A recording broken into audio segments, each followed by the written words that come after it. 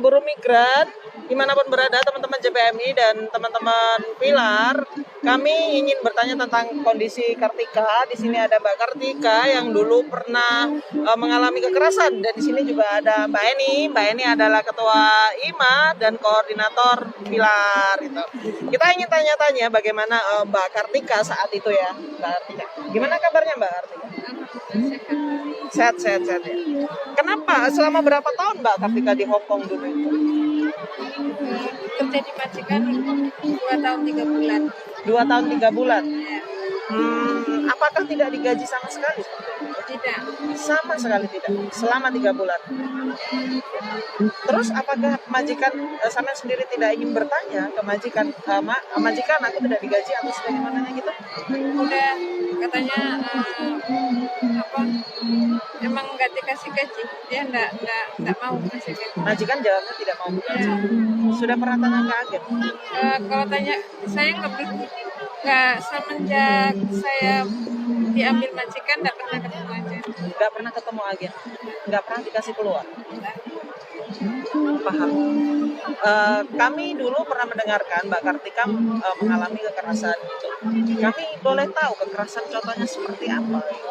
Kekerasan fisik. Kekerasan fisik. Ya.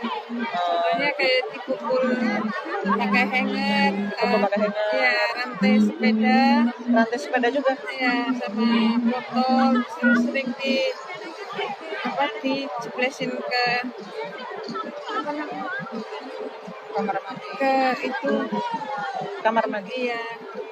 Terus sering diancam dibunuh, terus disilat tangannya pakai korek. Disilat? Iya, pakai cutter. Terus dulu bagaimana keadaanmu? Sampean sendiri bisa keluar padahal sampean sendiri di rumah majikan nggak boleh keluar. Iya, pas apa namanya?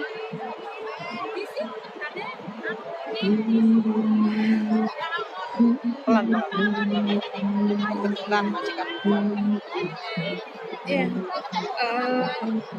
Saya kan dimasukin ke toilet gitu, tangan kaki diikat gitu.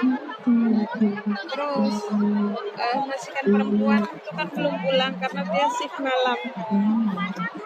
Dan yang majikan laki-laki dia ngantar anak yang nomor 1 sama nomor 2 ke sekolah.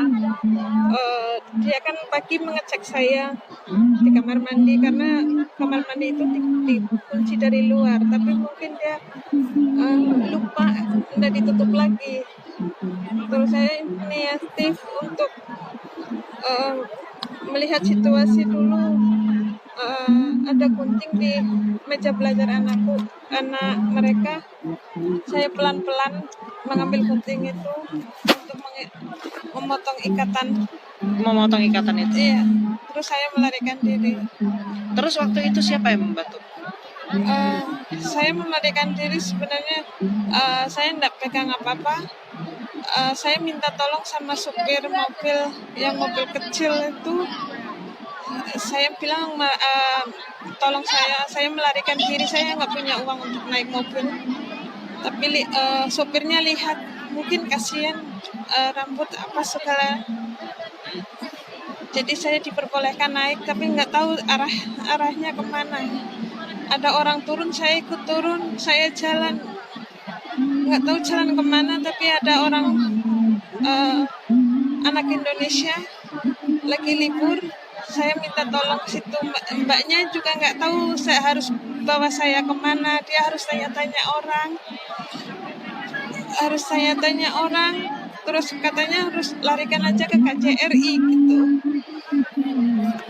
Oke, berarti sampean ada yang mengantarkan sampean ke KJRI seperti itu. Yeah. Terus bagaimana proses ke KJRI memproses kamu waktu itu? Pertama KJRI saya bertemu dengan staf situ dan diproses gitu. Pertama di foto-foto sama orang KJRI. Terus saya dibawa ke kantor polisi untuk melapor karena saya nggak punya identitas di sini, paspor, ID card sama kontrak kerja, baju saya udah dibuang sama majikan. Habis itu saya diterima untuk diproses di kepolisian. kepolisian bawa saya ke dokter untuk divisum, dicek. Terus setelah itu apakah JRI benar-benar membantumu sampai sampean bisa pulang ke Indonesia?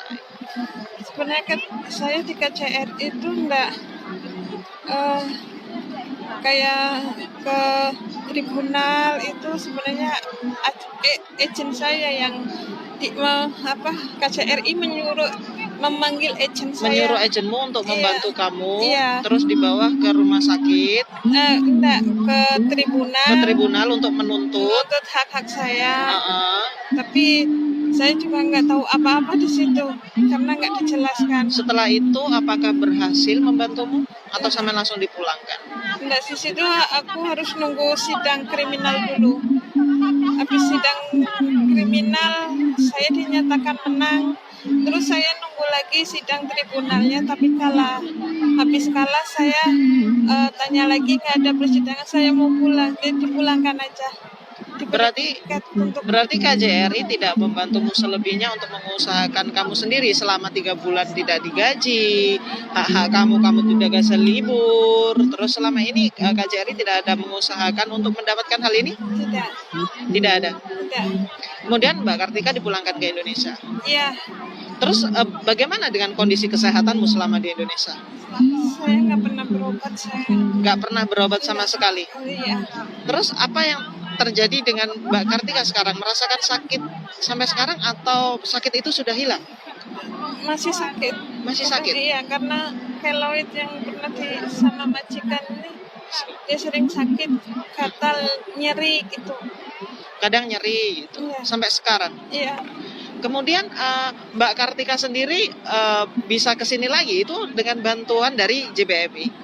Iya, saya juga berterima kasih kepada Mission dan teman-teman karena Mission dia berusaha untuk mencari rumah saya dan dia menerangkan atas hak-hak saya yang selama 2 tahun 3 bulan tidak digaji dan tidak ada uang libur. Terus saya mau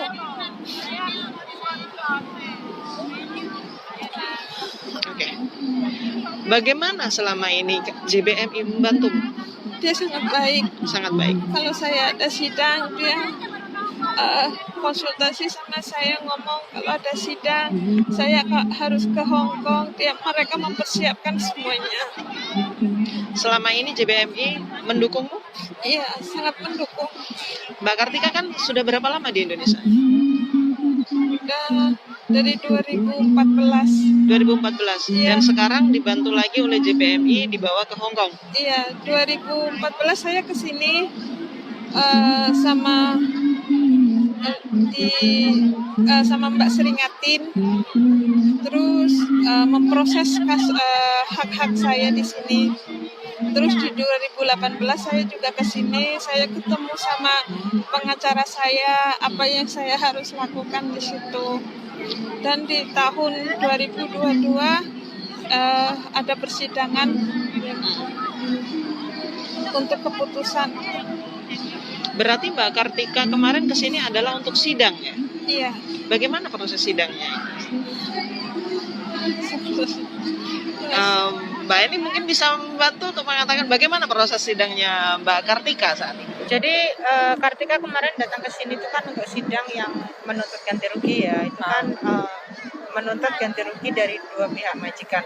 Karena dua-duanya itu punya peran melukai. Dan tapi karena keduanya tidak mau membayar, makanya Kartika didatangkan untuk memberikan kesaksian apa efek yang dia masih rasakan sampai sekarang. Jadi sidangnya kan di District Court ya, yang Dewanca itu. Dan Kartika memberikan kesaksian selama mungkin sekitar 1,5 jam atau 2 jam begitu, dan menunjukkan kepada hakim luka-luka fisik yang dia masih derita dan juga dampak trauma secara psikologi yang dia masih rasakan sampai sekarang. Jadi secara umum memang kita melihat Kartika sampai sekarang pun walaupun sudah 10 tahun yang lalu ya kejadiannya itu masih ketakutan sekali. Iya, kita merasakan itu. Tadi saat mengajaknya untuk interview itu juga kayak merasa Iya. ketakutan, ketemu orang juga Iya. ketakutan, apalagi ketemu orang Hongkong kayak seperti Majikan semuanya itu. Iya, iya gitu. benar dan, benar. dan memang kemarin kita juga kami sudah membawa dia ke psikolog ya, psikolog Hongkong ini, dan memang psikolog mengatakan dia masih menderita namanya itu kayak sindrom setelah trauma. Jadi misalnya kayak orang yang kecelakaan aja lah, ketabrak, itu walaupun fisiknya mungkin sembuh tapi trauma menyeberang jalannya pasti masih ada ya. Dan untuk Kartika itu karena tidak diurus, mulai dia keluar dari majikan sampai sekarang bisa dikatakan 10 tahun ya, itu tidak terurus dan tidak diurus. Dan kita menyayangkan sekali dia di kantor konsulat 2 tahun tidak pernah dibawa pengobatan secara rutin kepada psikolog maupun dokter kesehatan fisik ya, untuk mengecek apakah lukanya ini keloidnya itu bisa dicegah atau bagaimana lah secara fisik itu dia bisa senormalnya gitu. Tapi dibiarkan begitu saja sehingga dia kesakitan, nyeri, gatal, dia harus menderita sendiri dan dia tidak tahu kemana harus bercerita. Kenapa itu? Kami melihat dia ini korban penelantaran konsulat ya. Dan walaupun dia di kantor konsulat, dia tidak dikasih orientasi yang baik. Apa saja sih potensi kasus dia gitu. Di tengah konsulat itu ada kejaksaan, ada ketenaga kerjaan, bahkan mereka punya akses dengan psikolog di Indonesia. Apa yang konsulat nggak bisa lakukan? Benar. Tapi dari kasus Kartika sebenarnya sangat jelas bahwa pemerintah sama sekali tidak punya hasrat ya untuk atau itikat ya untuk menyelamatkan, menyembuhkan orang-orang yang mengalami kekerasan se ekstrim Kartika. Jadi saya bisa membayangkan bagaimana dengan orang yang mungkin hanya dipukul 1-2 kali. Yang se ekstrim ini saja yang luka-lukanya nyata-nyata di seluruh tubuhnya ada, bisa dikatakan ya sudah habis difoto, dikasih penampungan itu aja. Tapi bagaimana dengan kesehatan trauma dia yang dan bagaimana membuat dia bisa normal kembali. Nah ini kami nggak melihat konsulat punya kepentingan. Bahkan yang lebih menyakitkan itu di tengah Hong Kong punya jalur hukum untuk menuntut ganti rugi. Dia pun tidak diarahkan ke sana gitu loh. Makanya kita sampai bingung atau mungkin merasa sangat marah sebenarnya ya. Kok bisa ya konsulat seperti itu? Iya. Yang katanya kasus apapun mereka akan tangani, mereka akan lindungi, mereka akan urus, mereka meminta semua orang melaporkan karena konsulat akan bertanggung jawab. Tapi lihat kasus ekstrim Kartika itu pun seperti ini kualitas penanganannya. Jadi saya tidak heran apabila teman-teman juga nggak percaya kalaupun mau datang ke konsulat. Se ekstrim ini aja diginikan. Apalagi saya, apalagi mungkin saya korban pelecehan seksual, pemerkosaan. Apa yang akan mereka katakan kepada saya? Jadi itulah yang membuat kita sangat-sangat heran, kecewa, tapi juga marah atas sikap penelantaran konsulat ini.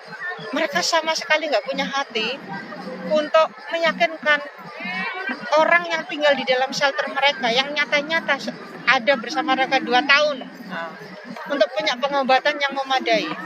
Nah makanya ini menjadi pertanyaan, kualitas pelayanan apa yang sebenarnya mereka sedang promosikan gitu loh. Ya kan? Dan mereka, saya yang lebih melihatnya begini, kalau se ekstrim ini aja tidak ditangani, bagaimana dengan yang istilahnya itu kasus-kasus ringan lah ya, yang mungkin hanya dipukul 1 kali atau mungkin dilecehkan seksual, atau mungkin yang majikannya setengah gila yang sering menyuruh mereka melakukan hal-hal yang aneh. Bagaimana mereka akan mengurus gitu. Makanya ini yang saya lihat, memang konsulat itu nggak punya hati untuk buruh migran. Terus kondisi persidangannya saat ini bagaimana? Sidangnya sudah selesai, jadi dia sudah cukup untuk tidak bersaksi lagi, tapi hakim butuh 2 bulan untuk memberi keputusan berapa hak ganti rugi yang akan dia dapatkan. Jadi keputusan finalnya akan diumumkan tanggal 15 Desember. Tapi berhasil ya Mbak? Pengacaranya mengatakan dia itu pasti dapat uang, tapi tidak tahu berapa yang akan dikasihkan ya. Jadi Kartika ini punya tuntutan totalnya 1,2 juta Hongkong. Wah. Oke. Tapi setidaknya kompensasi ini layak untuk dia, apalagi sekarang kan Kalau dipikirkan layak, menurut saya nggak ada uang yang Belum layak layak. ya. Nggak ada uang yang layak menggantikan kesehatan fisik dan Benar. mental dia. Tapi minimum itu akan memberikan rasa keadilan lah. Iya. Dan seumur hidup dia akan menanggung ini. Gitu. Luka-luka itu akan ada dengan dia seumur hidup. Trauma itu akan ada dengan dia seumur hidup. Karena seberapapun uangnya juga nggak bisa Iya. mengembalikan dia seperti semula. Benar. seperti itu. Tapi ingat, uang itu bukan pasti akan dikasih. Karena kita hakikatnya kemarin majikan sidang itu pun majikan tidak datang. Dua-duanya selama pandemi ini sudah nggak pernah merespon Iya. surat menyurat yang dikirimkan oleh pengacaranya Kartika. Jadi kita sendiri belum tahu dan tidak yakin majikannya akan membayar ya, seperti Erwiana. Erwiana sudah dinyatakan menang 800.000 sekian lebih. Tapi majikannya nggak membayar Sampai sekarang belum. sampai sekarang. Jadi jangan dipikir Erwiana udah dapat uang. Padahal itu juga sudah dikatakan menang ya kan. Kartika sudah dapat uang. Ini para korban sebenarnya belum dapat uang. sama sekali belum. Ya. Belum dapat uang. Jadi kenapa itu pengacaranya memang berjuang, karena itu tadi majikannya itu kayak di dalam kasus Erwiana, majikannya menolak, berkelit istilahnya gitu. Dia punya harta benda untuk menggantikan pembayarannya, tapi dia menyembunyikan harta itu untuk supaya dia nggak bayar. Dengan Kartika, majikan sengaja menghilang lah istilahnya begitu, supaya dia nggak membayar. Nah, jadi inilah yang akan menjadi proses yang akan panjang lagi untuk Kartika gitu. Kenapa itu saat ini baik dari Mission, baik dari JBMI dan bahkan para supporter lokal ingin serius untuk merawat kesehatan fisik dan psikologinya Kartika. Kenapa? Karena kita pengen dia normal lagi. Kita pengen dia bisa berinteraksi tanpa merasa ada orang yang membawa pisau mau melukai dia, tanpa dia merasa tidak percaya diri hanya karena banyak keloid di dalam di tubuh dia. Jadi kita ingin dia membangun lagi hidup dia dan kepercayaan diri dia terlepas apa yang terjadi ya. Dan ini menurut saya yang itulah menjadi apa ya, harusnya jadi tanggung jawab negara ya. Gitu, karena ini tanggung jawab negara. Kita kesini juga membantu keluarga, membantu pemerintah, mengirimkan uang. Negara juga nggak perlu repot mikirin orang nggak punya kerjaan. Keluarga juga yang miskin sudah kita kasih uang supaya bisa hidup ya. Tapi ketika di sini toh kita ditelantarkan begini aja. Jadi sekarang kitalah sebagai sesama organisasi pekerja migran yang harus menanggung dan bersolidaritas untuk membantu para korban seperti Kartika. Dan itulah yang kami nilai sebagai ini ya, panggilan lah ya. Kalau bukan kita siapa lagi gitu. Benar. Ini pesan untuk teman-teman yang lain ini Mbak En. Apa pesannya agar tidak terjadi untuk Kartika yang lain, Erwiana yang lain itu? Apa pesannya atau misalnya dia mengalami hal yang sama seperti Kartika atau seperti Erwiana? Jadi sebenarnya pertama memang ada dua yang harus dilakukan. Pertama, bagi buruh migrannya sendiri, penting untuk sebelum datang ke luar negeri, ke Hong Kong, itu harus punya nomor telepon ya, atau kontak yang bisa dicari ya. Artinya jangan keluar negeri hanya berdasarkan kepercayaan ke PT, ke agen. Kita harus punya informasi. Jangan ke sana hanya karena calo, PT, agen mengatakan ini dan itu. Kita sekarang bisa mencari informasi itu dengan mudah lewat Google, ya, atau bahkan sudah banyak kelompok-kelompok yang bisa kita cari di Facebook. Jadi teman-teman yang mau keluar negeri, tolong juga lebih kritis. Jangan jadi orang lugu ya di tengah sistem dunia yang saat ini sangat jahat gitu ya. Nah, juga belajar tentang hakmu sendiri sebelum berangkat. Minimum kamu harus tahu apa yang boleh dan nggak boleh. Ya, jadi jangan sampai karena kondisi ini bisa dicegah. Jika kita tahu, pasti kita akan memberontak. Jika kita tahu, kita pasti akan mencari cara untuk mencari informasi itu atau mencari organisasi itu. Tapi karena kita nggak tahu, tentu ya kita menyerah pasrah. Apa kata majikan, apa kata agen, dan apa kata pemerintahan. Nah, tapi kedua yang harus dilakukan juga secara perombakan aturan adalah pemerintah Indonesia dan pemerintah Hong Kong khususnya itu memang harus merombak aturannya. Karena salah satu persoalan Kartika Erwiana itu adalah tidak diberi libur. Di Hong Kong orang punya libur seminggu sekali. Tapi problemnya kalau nggak dikasih libur pun misalnya selama pandemi itu nggak ada masalah. Paham? Nah, jadi ini persoalan. Makanya Kartika Erwiana itu korban apa yang kita sebut sebagai pemenjaraan paksa. Ya, dengan tidak diberi libur hakikatnya mereka di penjara. Makanya Hongkong ini kan akhirnya rasa Arab Saudi kan. Kalau mereka mengatakan Hongkong kayak apa ya, rasa Arab sama rasa Malaysia. Iya. Ya kan? Kenapa? Sama aja orang Arab juga nggak pernah libur 2 tahun 3 tahun. Nggak pernah Orang Malaysia juga nggak pernah keluar sama sekali. Iya. Jadi ini Hongkong apa? Hongkong rasa Arab sama rasa Malaysia. Nah jadi ini yang membuat aturan pemerintah yang mengizinkan majikan-majikan untuk tadi ngasih uang. Yaudah aku bayar. Ya, atau kalaupun sama kayak mereka nggak usah aku bayar selama kamu tanda tangan.